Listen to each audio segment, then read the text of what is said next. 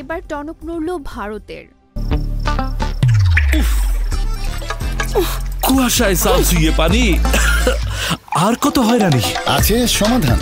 বসত ঘরে লাগাও আনোয়ার শীট, সারা ঘর থাকে শুকনা, সর্দি কাশিও থাকে দূরে। আনোয়ার শীট। সামরিক শক্তিতে অবিশ্বাস্য উত্থান ঘটেছে চীনের। বেজিংয়ের সামরিক উত্থানে অবাক হয়ে গেছে বিশ্ব। শুধু চীনই নয়, প্রতিবেশী পাকিস্তানও বেজিংয়ের সঙ্গে হাত মিলিয়ে এগিয়ে যাচ্ছে। আবার হাইপারসোনিক মিসাইল তৈরির মতো পদক্ষেপও নিয়েছে পাকিস্তান। সব মিলিয়ে চীন পাকিস্তানের এমন কারিশমায় টনক নড়েছে ভারতের। গত বছরের শেষ সপ্তাহে নিজের সামরিক সক্ষমতার এক ঝলক দেখায় চীন। দেশটি চ্যাংনু থেকে প্রথমবারের মতো উড্ডয়ন করে চীনের তৈরি ষষ্ঠ প্রজন্মের দুটি স্টেলথ ফাইটার জেট। এরপর টনক নড়ে বিশ্বের সামরিক শক্তিধর দেশগুলোর। চীনের এমন অর্জন যে কারোর জন্য ঈর্ষা জাগানিয়া, কেননা যুক্তরাষ্ট্র এখন তাদের ষষ্ঠ প্রজন্মের প্রজেক্ট চূড়ান্ত করতে পারেনি।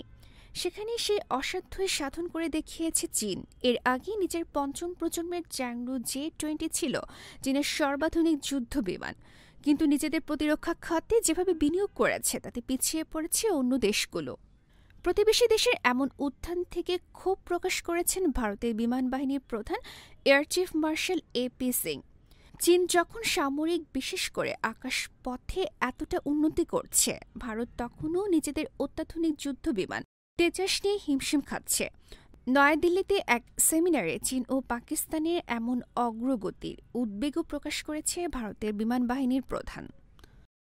আন্তর্জাতিক ডেস্ক, গণমানুষের আওয়াজ।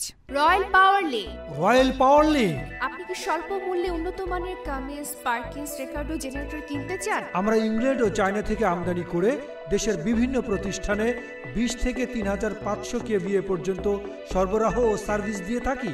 বিস্তারিত জানতে যোগাযোগ করুন রয়্যাল পাওয়ার লিঙ্ক। মোবাইল 017161203646। রয়্যাল পাওয়ার লিঙ্ক।